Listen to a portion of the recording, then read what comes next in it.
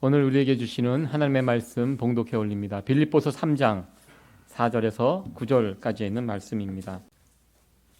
그러나 나도 육체를 신뢰할 만하니 만일 누구든지 다른 이가 육체를 신뢰할 것이 있는 줄로 생각하면 나는 더욱 그러하리니 내가 8일 만에 할례를 받고 이스라엘 족속이요 베냐민의 지파요 히브리인 중에 히브리인이요 율법으로는 바리새인이요 열심으로는 교회를 핍박하고 율법에 의뢰는 흠이 없는 자로라.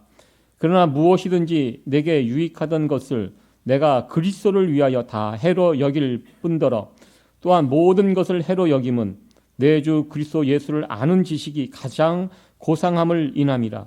내가 그를 위하여 모든 것을 잃어버리고 배설물로 여김은 그리스도를 얻고 그 안에서 발견되려 함이니 내가 가진 의는 율법에서 난 것이 아니요 오직 그리스도를 믿음으로 말미암은 것이니 곧 믿음으로 하나님께서 난 의라. 아멘. 오늘은 빌립보서 3장 4절에서 9절까지 있는 말씀을 가지고 놀라운 선택이라는 제목으로 하나님 말씀 전하도록 하겠습니다. 지금 현재 영국 국왕의 이름 혹시 알고 계십니까? 찰스 3세입니다. 너무나 오랫동안 왕세자로 있었죠. 그 어머니 엘리자베스 2세가 보니까 70년 동안 영왕으로 있었습니다. 그러니까 이 왕세자라고 하지만 이분도 할아버지입니다. 이분이 얼만큼 또 왕위를 유지할지 모릅니다.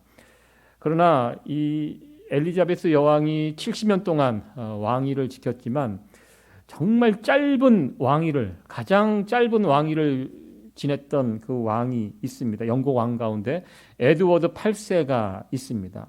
여러분들 아시는 분은 아시겠지만 이분이 1936년 1월에서부터 그해 36년 12월 자기 동생에게 왕위를 물려주고 스스로 왕궁을 떠났습니다.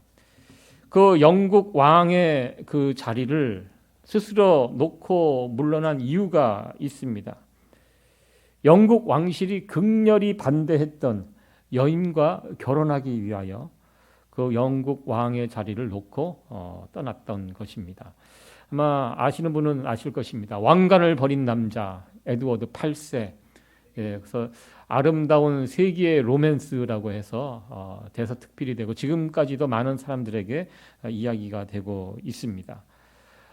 저 결혼을 했던 저 여인 미국 분입니다. 펜실베니아 출신으로 놀라운 것은 저분이 20살에 이미 결혼을 했다가 30에 이혼을 한 이혼 경력이 있는 분인데요. 이분이 이혼하고 난 다음에 영국에 건너가서 사업을 하다가 저 에드워드 8세 저분은 총각이었습니다. 저분을 만나서 재혼을 한 것입니다.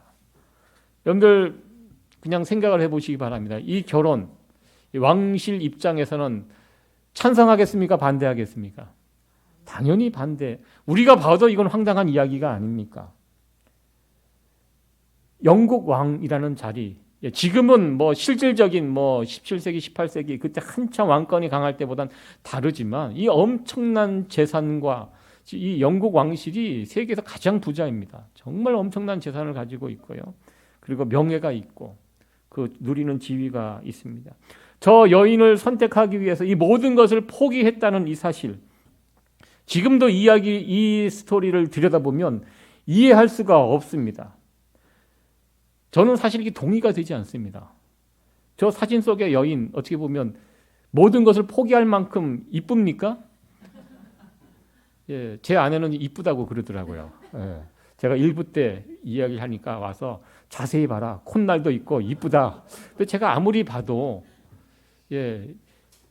영국 그 왕의 지위를 포기하고 저 여인을 선택할 만큼 그 정도의 가치가 있나? 그 뒤에 이야기를 보면 저 왕이 아버지에 대한 반감이 되게 심했다고 합니다. 그러면서 결국 그 왕실의 요구를 거부하고 왕으로 있다가 1년 만에 던지고 이 여인과 결혼하겠다 하고 나간 것입니다. 동생에게 물려주고. 참 그러면서 이분의 선택이 지금까지도 참 놀라운 선택이다. 어떻게 그 왕의 자리를 버리고 사랑을 선택하고 갈 수 있었을까? 이런 이야기가 아직까지도 내려오고 있습니다. 참 놀라운 선택이었다 이야기합니다. 오늘 이 함께 읽었던 이 본문 내용 속에는 또 하나의 놀라운 선택의 이야기가 나옵니다. 그것은 사도 바울입니다. 오늘 본문은 사도 바울이 예수님 만나기 전 그리고 예수님을 만난 이후에 그 삶이 어떻게 달라졌는지, 예수님을 선택한 사도 바울이 왜 그러한 선택을 하게 되었는지 그 이유에 대해서 우리에게 밝혀주고 있습니다. 주변 사람들이 사도 바울 당시 사도 바울이 예수님을 선택하는 이 장면을 보면서 아마 납득이 되지 않았을 것입니다. 사도 바울 대단한 사람이었거든요. 그동안 사도 바울이 누려왔던 이 모든 것들, 아니 저 사람이 왜 저래? 뭐가 부족해서? 아무리 생각해도 이해가 될 수 없는 그 선택을 사도 바울이 했습니다. 그 당시 사람들에게는 그렇게 보였습니다. 사실 사도 바울이 그 당시 누리고 있었던 그 위치, 예수님 만나기 이전의 그 모습은요, 대단한 사람이었습니다. 자랑할 것들이 참 많았던 사람입니다. 오늘 본문은 그 이야기를 해주고 있습니다. 5절과 6절에 있는 말씀을 보면 사도 바울이 그 당시 그 사회에서 어떤 지위를 누리고 있었는지, 자랑거리가 얼마나 많았는지 5절과 6절 우리에게 소개해주고 있습니다. 같이 한번 읽어보도록 합니다. 시작. 내가 8일 만에 할례를 받고 족속이요 베냐민의 지파요 히브리인 중에 히브리인이요 율법으로는 바리새인이요 열심으로는 교회를 핍박하고 율법의 의뢰는 흠이 없는 자로라. 자기 자신을 소개합니다. 내가 왜 예수님을 선택했는지, 이 세상에 있던 자랑거리를 버리고 예수님을 선택했는지 설명하면서 나에게 어떠한 자랑거리가 있는지 쭉 설명을 합니다. 이 설명거리들을 그 당시 유대인들은 다 알고 있었습니다. 모두 7가지, 이 정리를 해보면 7가지입니다. 유대인들에게 아마 사도 바울 자랑거리 이거보다 더 많았을 것입니다. 사도 바울은요, 결혼도 했던 사람입니다. 성경에는 나와 있지 않지만 그 당시 유대인으로서 율법을 공부하는 사람으로서 그 정도 나이가 될 때까지 결혼을 안 할 수가 없거든요. 성경에는 이 부분이 생략이 되어 있습니다. 아마 좋은 가문이었고, 그래서 나름대로 안정적인 지위, 좋은 집에서 살았던 사람입니다. 많은 자랑거리가 있는데 7가지로 요약을 했습니다. 왜냐하면 유대인들에게 7가지는 7은 완전수입니다. 퍼펙트한 사람이다. 이것을 나타나기 위해서 7가지로 좀 자랑거리를 요약해 놨습니다. 8일 만에 할례를 받았다라고 먼저 그 할례 이야기를 합니다. 유대인들은요, 여러분들 오해하지 마시기 바랍니다. 유대인은요, 아무나 될 수 있어요. 내가 유대교를 믿겠습니다. 개종하면 누구나 다 유대인이 될 수 있습니다. 그래서 오늘날 보면요, 일본 사람 가운데 유대인이 있고요, 한국 사람들도 유대인이 있습니다. 흑인도 유대인이 있습니다. 그런 것들 다 뛰어넘는 것이 유대교입니다. 그러니까 8일 만에 할례를 받았다는 것은 우리 부모님이 다 유대인이라는 그런 뜻입니다. 정통 유대인이라는 뜻입니다. 그러니까 부모가 다 유대인, 태어나 보니까 유대인이에요. 그러니까 오늘날로 말하면 모태신앙과 같은 부모님도 사도 바울도 정통 유대인이라는 그런 뜻입니다. 이스라엘 족속이라는 그 뜻도 같은 이야기입니다. 유대인들 가운데는 이스라엘 족속도 있고 다른 족속도 있습니다. 허다한 잡족들이 다 있습니다. 그러나 자기는 정통 이스라엘 족속이다. 그리고 특별히 베냐민 지파 사람이다라고, 베냐민 지파가 이 자랑거리입니다. 베냐민 지파는 남쪽 유다와 함께 두 유다 지파, 베냐민 지파가 남쪽 유다를 이루었습니다. 그리고 베냐민 지파는 이스라엘의 초대 왕이었던 사울을 배출한 지파입니다. 이 자부심이 있습니다. 그리고 북쪽 10개 지파는요, 나중에 다 예수님 당시 피가 다 이방인들과 섞여버려서 유대인들은요, 북이스라엘, 사마리아 있는 이 사람들을 이방인들보다 더 싫어했습니다. 저들은 이방인들과 피가 섞인 자들이기 때문에 아주 상종하지 못할 자들이라고. 그러니까 북쪽 10개 지파가 그렇게 되어버렸어요. 남아있는 순수한 이스라엘 지파는 베냐민 지파와 유다 지파. 베냐민과 유다 지파는 그래도 끝까지 자기 피를 유지하고 하나님을 향한 신앙을 지켰던 지파입니다. 베냐민 지파 사람이다 그러면 이것이 사람들에게 굉장히 뭐라 그럴까요? 공신력이 있고 인정받고 뼈대가 있는 그런 가문으로 인정받는 그런 지파였습니다. 히브리인 중에 히브리인이요. 이건 문화적으로도 완전히 자기는 히브리사다, 사람이다. 이렇게 이야기하는 것입니다. 이것이 태어나면서부터 누렸던 사도 바울의 자랑거리입니다. 나머지 세 가지는요, 사도 바울이 이 땅에서 열심히 살면서 얻은 그런 지위입니다. 바리새파 사람입니다. 예수님께서는 바리새인들을 굉장히 많이 비판하셨죠. 외식하는 자라고. 그러나 그 당시 이스라엘 사람들에게 바리새인들은 존경과 사랑의 대상이었습니다. 저들은 하나님의 율법을 소중히 여기고 매일 그걸 연구하고 공부하고 그걸 백성들에게 가르치는 사람들, 속세와 떨어져서 열심히 하나님 율법에 정진하는 사람으로 존경하는 그런 사람이었고, 이 바리새파는 아무나 들어갈 수가 없습니다. 이 사도 바울은 이 바리새파 소속의 사람이었습니다. 그리고 율법으로 흠이 없다라고 이야기할 정도로 율법을 최선을 다해서, 유대인들이라고 다 율법 지키는 거 아닙니다. 여러분들 이 미국에 사는 그 주이시들 율법 지키는 사람들 아닙니다. 그냥 형식적으로 뭐 요즘같이 팔레스타인과 전쟁이 벌어지면 오늘도 보니까요, 자기 집 앞에 팻말을 꽂아서 나는 이스라엘을 지지합니다. 뭐 그런 것을 붙여놨더라고요. 그분들이 종교적으로 율법적으로 그렇게 사는 분들 거의 없습니다. 근데 사도 바울은요, 유대인으로서 율법을 지키기 위해서 정말 최선을 다해서 노력했던 사람이고요. 사람들에게 아주 자신 있게 이야기합니다. 나는 율법에 흠이 없는 사람이다. 이거 아무나 이야기하지 못합니다. 그만큼 자신 있는 것입니다. 율법에 대해서는. 그리고 이 사도 바울은 여기에 나와 있지 않지만 율법을 열심히 공부해 갔고요. 그 당시 가말리엘이라는 위대한 학자 밑에서 수학을 했습니다.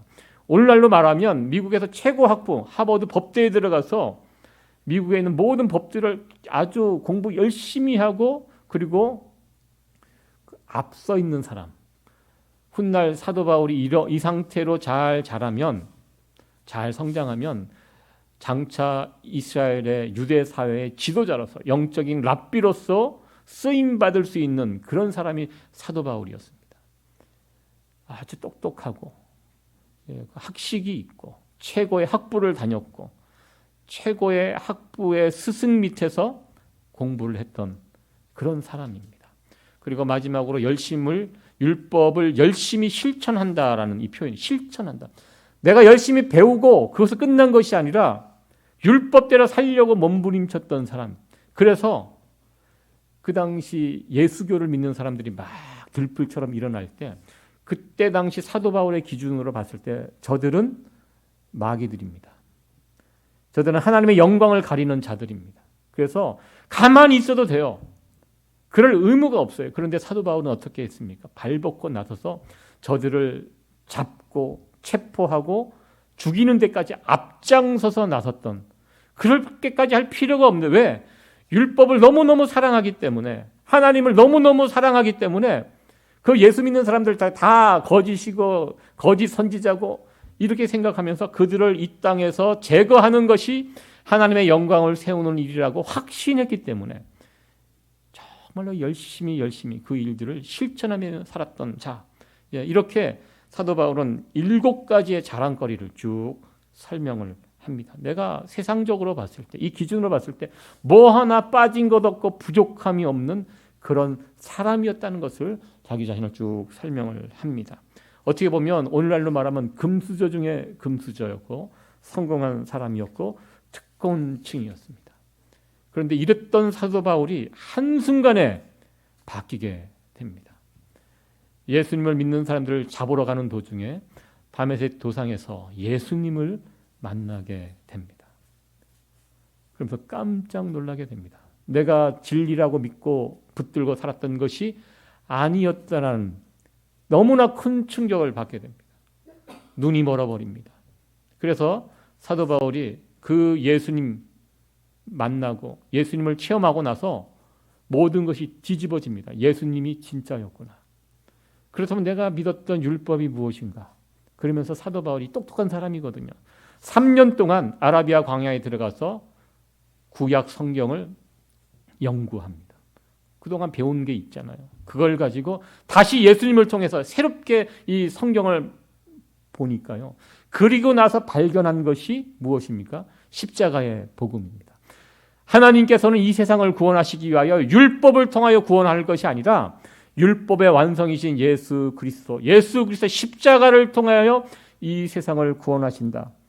이것을 깨닫게 됩니다. 사실 사도 바울은 율법을 붙들고 살면서 마음 한편에는 만족을 이루지 못했습니다. 특별히 사도 바울이 걸리는 것이 의입니다. 의의 문제.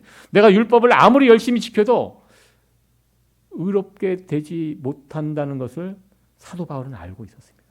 뭔가 부족. 그래서 계속 열심을 내지만 열심을 내면 낼수록 이 부분에 대해서 해결이 되지 못하다는 것을 사도 바울이 알고 있었습니다. 그러다가 예수님을 만나고 예수님의 십자가의 복음을 접하게 되면서 자신의 근본 문제가 해결이 되었습니다.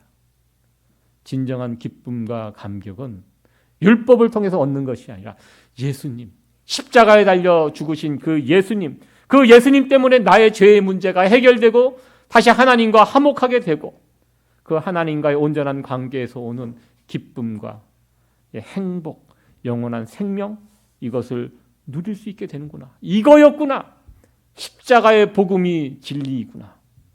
그래서 사도 바울은 이전의 생활을 가차없이 내어버리고요. 예수님을 선택하게 됩니다. 율법이 아니라 예수님이다. 내가 이 세상에 누렸던 이 자랑거리가 아니라 예수님이 나의 보물이다. 사도 바울은 이 선택을 하고요. 자신의 남은 인생을 이 십자가의 복음을 증거하는데, 특별히 이방인들에게 이 복음을 증거하는데 전하기 위하여 본인 스스로 이방인의 사도가 되었다. 이렇게 성경은 이야기하고 있습니다. 사도 바울에게 자랑거리가 있었습니다. 그러나 예수님을 만난 이후에는 이 자랑거리가 이제 더 이상 사도 바울의 자랑거리가 되지 못했습니다. 십자가의 복음을 증거하는 데 있어서 어쩌면 이 자신이 누려왔던 이 자랑거리가 어쩔 때는 방해가 되기도 했습니다. 그래서 사도 바울은 자신이 누려왔던 이 수많은 자랑거리들을 배설물로 여긴다라는 심한 이야기를 합니다. 이 배설물 무엇인지 아시죠? 무슨 뜻입니까? 더 이상 귀하게 여기지 않는, 내가 그동안 누려왔던 이 자랑거리 귀하게 여기지 않고 여러분들 배설물에 미련을 갖는 사람이 누가 있겠습니까? 누가 그것을 귀하게 여기겠습니까? 쳐다도 안 보는 것이 배설물입니다. 사도 바울은 이렇게 단호하게 이야기합니다. 심지어 해롭게 여긴다라고 고백을 합니다. 언제? 내가 예수님을 증거하며 살아가야 하는데 지금까지 내가 누려왔던 이 자랑거리가 어쩔 때는 해롭게 느껴진다는 것입니다. 왜냐하면 사람은요 참 연약하기 때문에 뭔가 있으면 교만해집니다. 뭔가 없을 때는 겸손하게 납작 엎드려서 사는데요. 뭔가 있으면, 아마 사도 바울도 그런 갈등을 했던 것 같아요. 내가 그래도 과거에 어떤 사람인데, 사도 바울이 돌에 맞고 강도질 당하고 같은 유대인들의 무시당하고 침배침 당하고 또 매맞고, 이 사람이요 그럴 사람이 아니잖아요. 사회에서 존경받고 특권을 누리면서 편안하게 살 사람인데요. 예수님을 증거한다는 그 이유 때문에 사람들에게 온갖 모욕을 당할 때마다 속에서 무엇이 올라오지 않겠습니까? 내가 과거에 이랬었는데, 지금 그 이야기합니다. 내가 복음을 마음껏 증거해야 되는데, 거침없이 증거해야 되는데 자꾸 마음에서 올라오는 거예요. 내가 과거에 했던. 그러니까 나중에 사도 바울이 이런 고백을 합니다. 결국 나의 자랑거리가 어쩔 때는 이게 방해가 되는구나. 내가 애시당초 그런 사람이 아니었다면 욕을 먹고 비난받고 모욕당해도 별 개의치 않게 할 수가 있는데, 워낙 높은 수준에서 살다 이 바닥에서 헤매다 보니까요, 이게 방해가 되는 거예요. 오히려 자기에는. 그리고 이제 해롭게 되는 것입니다. 그러니까 여러분들 우리 주변에도 보면요, 잘나고 이쁘고 배운 것 많고 가진 재산 많고 이러면요, 예수님을 온전히 붙잡고 살기가 쉽지 않다는 것입니다. 예수님을 더 순수하게 믿고 붙들고 살아가는데 이런 것들, 세상의 자랑거리가 사도 바울에게는 방해가 되고 배설물처럼 여기게 되고 또 해롭게, 이렇게 해야지 이렇게 할 수 있는데 이런 것 때문에 오히려 방해가 된다는 그런 고백을 하고 있습니다. 그러면서 사도 바울은 이야기합니다. 나는 이제 예수님을 선택한 사람이다. 예수님이 내 인생에서 가장 귀한 분이다. 내가 예수님을 알고 난 이후에 율법을 붙들고 살 때하고는 완전히 달라졌다는 것입니다.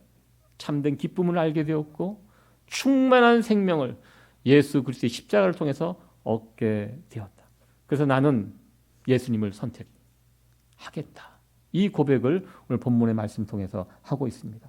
그러면서 자신의 남은 인생을 어떻게 살아가야 할 것인지 이 세 가지 소원을 오늘 본문에서 말씀하고 있습니다. 그것이 8절과 9절 말씀인데요. 같이 한번 읽어보도록 하겠습니다.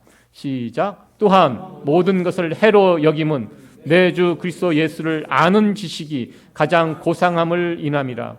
내가 그를 위하여 모든 것을 잃어버리고 배설물로 여김은 그리스도를 얻고 그 안에서 발견되려 함이니 내가 가진 의는 율법에서 난 것이 아니요 오직 그리스도를 믿음으로 말미암은 것이니 곧 믿음으로 하나님께로서 난 의라. 아멘. 여기 보면 자신의 남은 인생, 예수님이 너무너무 좋고 귀한 분, 나 예수님 선택했고요. 이제 앞으로 어떻게 살 것인지 자신의 다짐이 나와 있습니다. 세 가지가 나와 있는데요. 첫 번째는요, 주 그리스도 예수를 아는 지식 가장 고상하다. 예수님 아는 지식이 최고다라는 것입니다. 사도 바울이 많은 거 해봤지 않습니까? 율법도 공부해보고요. 사회적인 높은 지위에서 사랑과 존경을 받으면서 살아봤지만 가장 큰 기쁨은 어디에서 오는가? 예수님을 아는 것에부터 온다는 거예요. 그래서 자신의 남은 인생도 계속 예수님을 알아가겠다. 이 선언을 하고 있습니다. 왜? 여기에 참된 기쁨과 행복이 있기 때문에. 그래서 예수님을 알아가겠다. 여러분들 예수님 얼마큼 알고 계십니까? 예수님을 아는 거. 이거 쉬운 주제가 아닙니다. 예수님을요, 매일매일 알아도 평생 알아도 다 알지 못합니다. 그 찬송가 가사에도 있죠. 우리가 하나님의 사랑을 표현 못한다고 하지 않습니까? 이 바닷물을 먹물 삼아 써도 다 쓰지 못하는 것이 하나님의 사랑입니다. 우리가 하나님에 대해서 이 땅에서 살면서 하나님에 대해서 예수님에 대해서 그 사랑에 대해서 얼마나 알면서 살아갈 수 있겠습니까? 부분적으로 알고 살아가는데요. 사도 바울은 예수님을 알면 알수록 너무 좋은 거예요. 너무 행복한 거예요. 내가 세상 것 다 내려놓고 예수님 선택하면서 사는 사람인데 그러면서 예수님을 알아가니까 이것처럼 행복한 것이 없습니다. 저는 목회자이기 때문에 제일 중요한 것이 제 일주일 생활 가운데 가장 중요한 것이 주일날 설교하는 거. 이게 제일 제 인생에서 지금 제 삶 가운데 가장 중요한 그 부분입니다.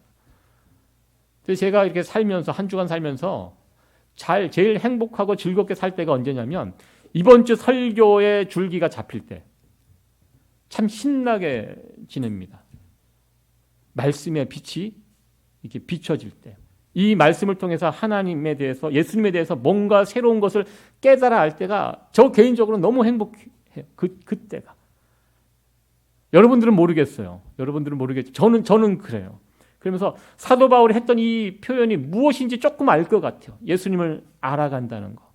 여러분들 우리 예수님 많이 아실 것 같지만 생각보다 많이 알지 못하세요. 저는 예수님에 대해서 하나님에 대해서 공부하면 말씀을 보면 볼수록 저의 부족함이 느껴져요. 정말 하나님 엄청난 분이구나. 내 평생 살면서 하나님에 대해서 예수님에 대해서 얼만큼 알 수 있을까? 사도 바울은 이 비밀을 알았던 사람입니다. 사도 바울처럼 똑똑한 사람이 어디 있습니까? 성경에 박식한 사람이 어디 있습니까? 이 신약 성경을 다 쓴 사람 아닙니까? 그럼에도 불구하고 자신의 인생의 목표가 남은 인생, 예수님을 선택한 사도 바울의 목표가 무엇입니까? 예수님을 아는 것이 자신의 목표라고. 이것보다 기쁜 것이 없다고. 나를 행복하게 해주는 것이 없다는 것을 알았습니다. 그래서 자신은 예수님을 알아가는 거. 오늘도 알고 내일도 알고 계속. 여러분 예수님을 알기 위해서는 뭘 해야 되죠? 이 두 번째가 필요합니다. 예수님과 함께 해야 합니다. 예수님, 그 귀한 예수님을 나의 것으로 삼기 위해서는 같이 하셔야 돼요. 여러분들, 우리가 부부가 함께 살기 때문에 내 남편에 대해서, 아내에 대해서 제일 많이 아는 사람이 누굽니까? 내 아내고 남편입니다. 왜? 같이 살기 때문에. 저도 이제 내년이 되면 이제 30년이 되더라고요. 여러분들도 다 30년 이상 되신 분들이 대부분인데요. 예, 한 30년 정도 사니까 그래도 알게 되잖아요. 지금은 저희 엄마보다 제 아내가 저를 더 자세히 알 것입니다. 왜? 오래 같이 있었기 때문에. 우리가 예수님을 알게 되는 거, 예수님을 얻게 되는 거 어떻게 해야 되면 같이 계셔야 돼요.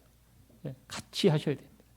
예, 예수님을 선택했다고 말만 하지 마시고요. 중요한 것은 그 내가 선택한 예수님과 함께 할 수 있는 거. 어떻게 함께 할 수 있는가. 예, 예수님과 함께 늘 부르면서 예수님께 초청하시면서 예수님과 함께 동행하는 가운데, 그러한 가운데 우리는 예수님을 알아가게 되는 것입니다. 여러분들, 부부 가운데 부부만이 알 수 있는 비밀이 있잖아요. 다른 사람은 몰라요.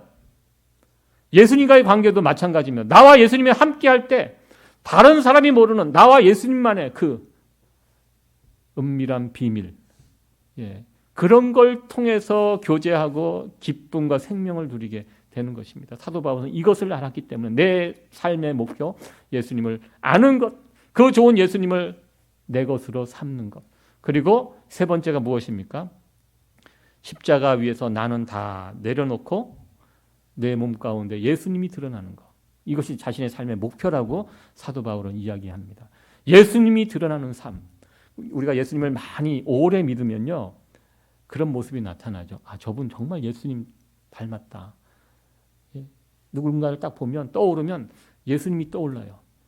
이것이 참 귀한 모습이라고 저는 생각합니다. 예수님을 아무리 믿어도, 오래 믿어도 여전히 그 사람의 성질이 드러나고 그 사람의 색깔이 강하게 남아있고. 여러분들, 예수 믿는 사람들 가운데 우리가 절대 쓰지 말아야 될 것은요, 저 사람 변하지 않는다. 이거 대단히 잘못된 표현입니다. 예수 믿으면 변하고요. 무엇이 변하냐면 성품이 변합니다. 어떻게? 예수님 성품으로 닮아가는 것. 이게 정상입니다. 예수님을 30년, 50년, 70년 믿어도 젊었을 때 모습 그대로 남아있다면 이거 뭔가 심각한 문제가 있는 것입니다. 우리가 예수님을 선택하고 예수님을 믿고 쭉 생활하는 어느 순간부터는요, 내 모습 가운데 예수님의 모습이 드러날 수밖에 없습니다. 사도 바울의 이 모습을 보면요, 초창기는 사도 바울이 성정이 있는 사람이에요. 같이 동역하기가 쉽지 않았던 사람이에요. 많이 배웠고요, 고집이 있고요. 그래서 바나바하고 막 싸우고 심하게 싸우고 막 갈라지잖아요. 초창기의 사도 바울의 모습이 그랬습니다. 예수님을 뜨겁게 믿어도 이 성품이 변화다는 것은 쉽지 않습니다. 그러나 나중에 사도 바울의 나중에 노년의 모습을 보면 완전히 성품이 바뀌어 있는 모습을 봅니다. 과거에 문제가 있었던 사람들 다시 만나서 다 화해하고. 여러분들, 나이 먹고 화해한다는 거 이거 불가능하다고 저는 생각합니다. 세상적으로. 나이 드시고 화해하시는 분들 여러분 보십니까? 쉽지 않습니다. 그런데 예수 믿는 사람들은 가능하다는 것입니다.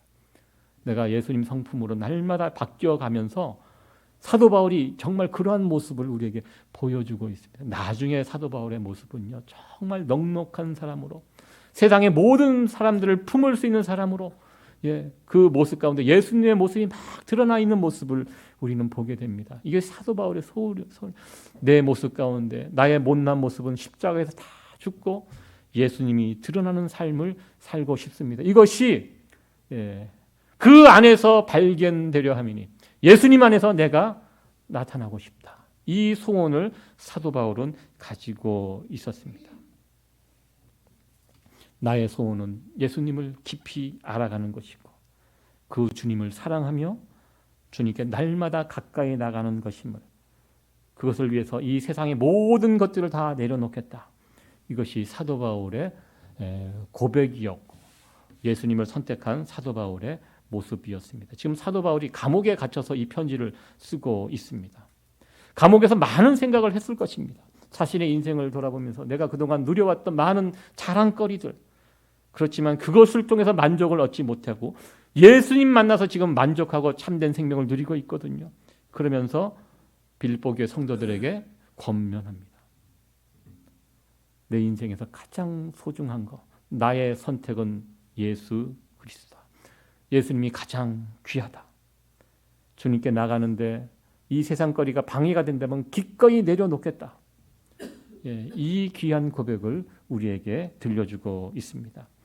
사도 바울이 세상의 자랑거리들을 다 내려놓고 예수님을 선택했던 이 모습을 오늘 함께 묵상해 보기를 원합니다. 이 부분을 함께 적용을 해 보도록 하겠습니다. 우리들도 사도 바울처럼 세상의 것들 다 포기하고 예수님만 선택하지, 제가 이 말씀을 드리는 것은 아닙니다. 그렇게 살 수도 없습니다. 그러나 우리도 큰 주제에서는 사도 바울과 동일합니다. 여러분들 다 예수님 선택하셨죠? 예. 제 이 말에 동의하잖아요. 우리도 예수님을 선택했기 때문에 지금 이 시간 여기에 나와서 예배드리고 있는 그런 사람들입니다. 우리도 예수님 가장 귀한 분인 거 알고 있습니다. 그런 고백합니다. 예수님과 이 세상의 나머지 것들을 비교했을 때 예수님이 훨씬 더 좋습니다. 이 고백 다 우리가 하고 있습니다. 그런데 중요한 것은요, 내가 선택한 예수님, 우리도 다 예수님 선택했는데요, 그 선택한 대로, 내가 고백한 대로 그렇게 살고 있는가, 예수님을 선택한 사람처럼 살고 있는가, 이 부분에 대해서 함께 질문을 해보려고 합니다. 말은 우리가 예수님 좋다고, 예수님 선택했다고 이야기하지만 여전히 우리들은 사도 바울이 배설물로 여겼던 것들, 해롭다고 여겼던 것들 여전히 붙들고 의지하고 그것을 소망하면서 살아가고 있지는 않은지요. 말로는 우리가 예수님 가장 소중한 분입니다. 나는 예수님 선택했습니다. 그렇게 말하지만 내가 고백한 대로, 내가 선택한 대로 그러한 삶을 살아가고 있는가? 심각한 질문을 해보게 됩니다. 특별히 제가 오늘 이 말씀을 순서에 따라 준비하면서 참 이 부분을 넘어가기가 저는 개인적으로 쉽지 않았습니다. 하나님의 말씀을 증거하는 목회자로 살고 있고 이렇게 설교를 준비하고 여러분들에게 증거하고 있지만, 여러분들을 설득하고 있지만, 나부터 정말 내가 예수님 최고, 예수님 선택한 사람으로서의 삶을 제대로 살고 있는가, 이렇게 제 자신을 돌아보니까요, 참 부끄럽고 죄송한 마음이 들었습니다. 내 인생에 있어서 예수님이 가장 소중한 분이십니다. 나는 예수님을 선택했습니다.